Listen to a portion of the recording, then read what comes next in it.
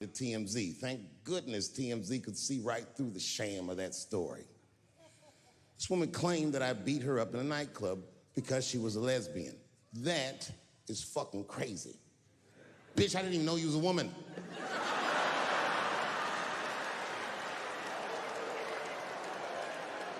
Thank God TMZ didn't believe that. Because I did beat the shit out of her, I'm not gonna lie. It was her fault, I had no choice. I came in the club minding my own business and a woman came up to me, she goes, "Oh my God, Dave Chappelle." And I was just being reciprocally nice. "Hey, miss, how are you?" Blah, blah, blah. Benign talk, nothing to it. And all of a sudden, this lesbian fellow stepped between us. "Hey, nigga, that's my girl." I said, yo, my man, back up like that. She said, "I ain't backing up off shit, nigga, that's my girl." I said, "Bro, you're gonna have to give me 3 feet like this." She said, "Stop calling me a man, motherfucker. I'm a woman." I said, "What?"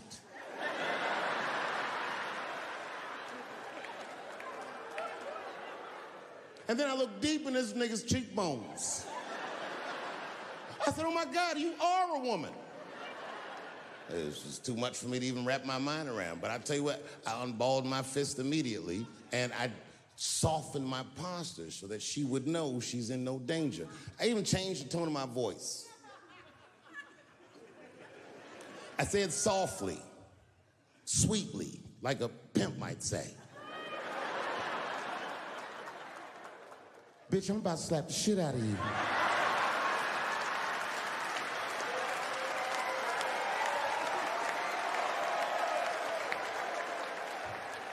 I should have done it.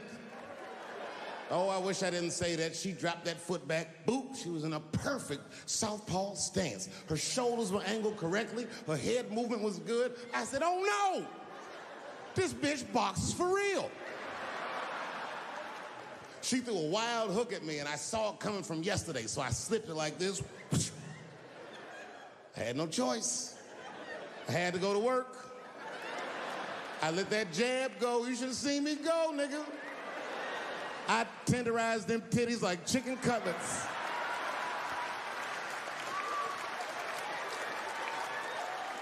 I whooped the toxic masculinity out of that bitch.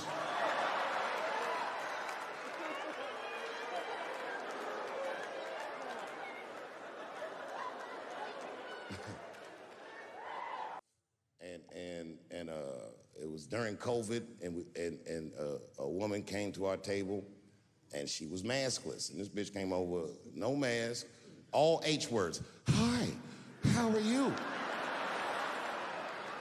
Droplets was coming out of this bitch's face. We all covered our drinks. "Oh, bitch, what are you doing?"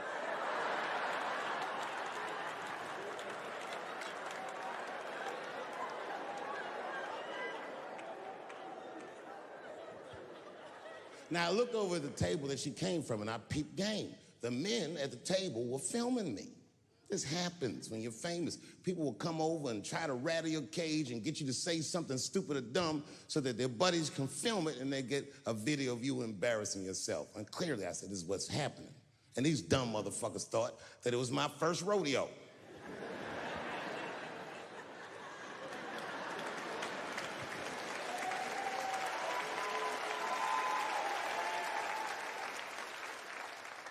Sadly, it worked. I ran right over there. I said, I pointed right in the camera. I said, "You's a bitch-ass nigga for doing this to me."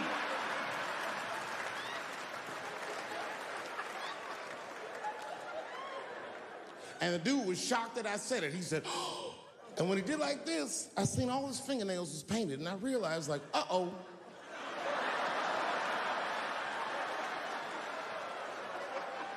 This fella's gay. Now, you know how I talk. I call everybody a bitch-ass nigga, you know what I mean? But that's not a right thing to do if they're gay, you know what I mean? And now I was in trouble. And not only that, the motherfucker was huge. He stood up, he was towering over me. He must have been 6'5", a big, white, corn-fed, Texas homosexual. This nigga was ready to fight. And he started barking on me, but I stood my ground. I wasn't scared. How could I be scared? This motherfucker's shirt was tied up in a knot like this. Oh, fuck this guy. Let's go, nigga, let's go. I thought we were gonna come to blows. I was ready. And then, right when you think we would fight, guess what he did? He picked up his phone and he called the police. And this thing I'm describing is a major issue that I have with that community. Gay people are minorities until they need to be white again.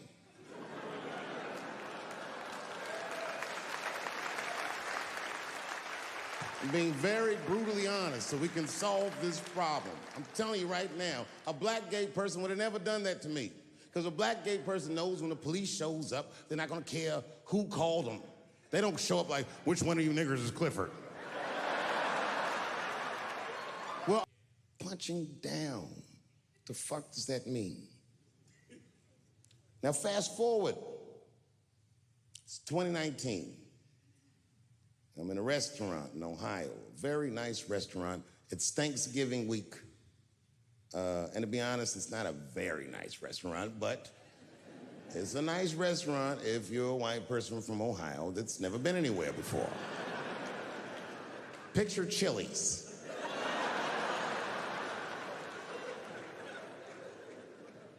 I'm sitting at the bar, I'm having a drink by myself, and the only other person in the bar is a woman, a couple stools down, and she was alone, and she was older, and that made me feel sad because it was the holidays.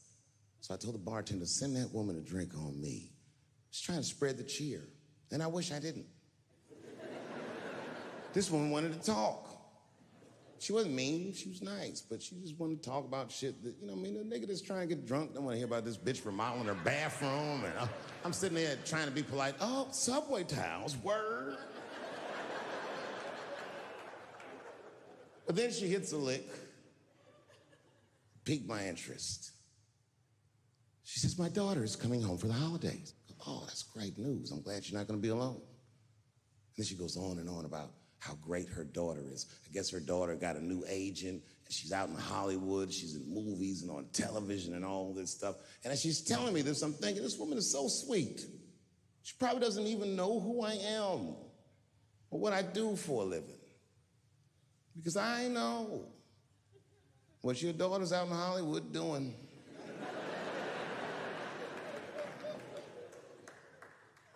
And then she goes, would you like to see her picture? Oh, now I don't want to see this woman's picture, but what am I gonna do? I go, okay, yeah, sure, I'd love to see the picture. And I grab the picture, and this is all I say. Oh. She's very beautiful.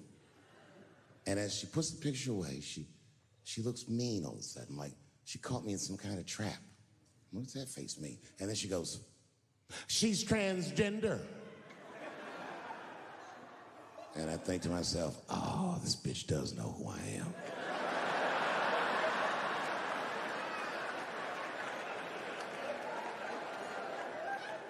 I really resented that trap because that trap doesn't let me be honest. If I was honest, I wouldn't fall for it. I just looked at the picture like, ooh, look at that big chiseled jawline, that big thick Joe Rogan neck. Is that a dude? Is your daughter a man? Can't say that shit. It's really annoying. Fast forward, now it's a couple days later. It's the Wednesday. For the Thursday, that's Thanksgiving, and I'm in a totally different bar. And this bar, trust me, it's not a nice place. It's foul. It's one of those bars where the top shelf should be under the sink. This is where the poor whites drink, the tiki torch whites. You know what I mean? Them white people, they believe in Q and they love Trump. You know what I mean? Like Michigan white people.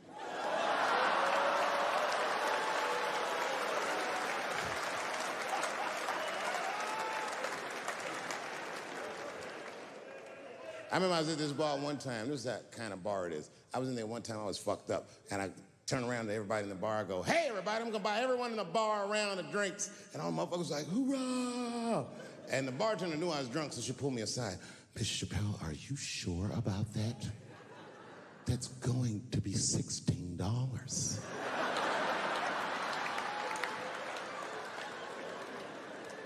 Tough time for the whites.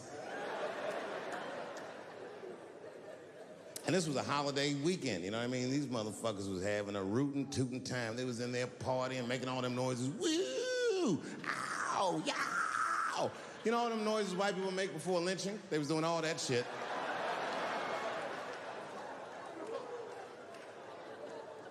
I was drunk. I looked over my shoulder. I thought I was tripping. I guess who was in the bar? I thought I was seeing things. I looked across the room, and I saw the trans bitch from the picture. I couldn't believe it. I said, what is a trans person doing in a place like this? This is very dangerous behavior. And she was with two big, buff, gay black dudes. I didn't know these dudes, but I know they was gay. If they had a dick in their mouth, they wouldn't look any gayer than they did just sitting there. They had 1980s gay face. You know what that is? Remember in the 80s when gay people looked surprised all the time?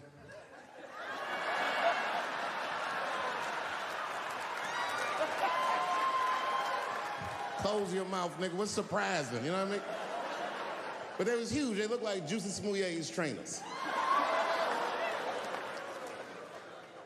And I'm thinking, man, these motherfuckers in a line of trouble. So what I do is I stand up, and everybody in the bar likes me, so I make a big show of it to make sure that everyone can hear me. I walk right up to her, and I go, hey, I just met your mother the other night, and she told me all the great things you're doing in Hollywood, and I cannot believe that someone from a podunk place like this can achieve all that. I'm so proud of you. Welcome home. And the whole bar said, hoorah.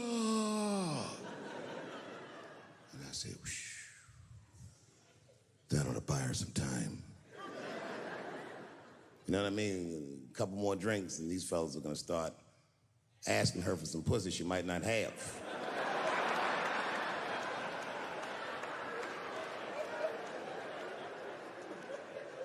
And she was very gracious. She said, thank you so much. And we shook hands. And as she was shaking my hand, her face turned mean, like her mom's. And she said, do you mind not punching down on my people? Oh, I don't like that. Normally I would have let it go, but I was drunk. I said, what might you mean, bitch? I was careful to call her a bitch because I didn't want to blow her cover. Turns out she wasn't hiding. She was loud, she was proud. She let me have it in front of everybody. Screaming at me, all the talking points from that article. You transphobic, this and that. Kept clapping her hands in my face. Let me tell you something. I said, where you learned this from? Black bitches kept doing, let me tell you something, honey. So annoying. She kept calling transgenders her people. Isn't that weird? My people this, my people that. I said, what do you mean your people? Was y'all kidnapped in Transylvania and brought here as slaves?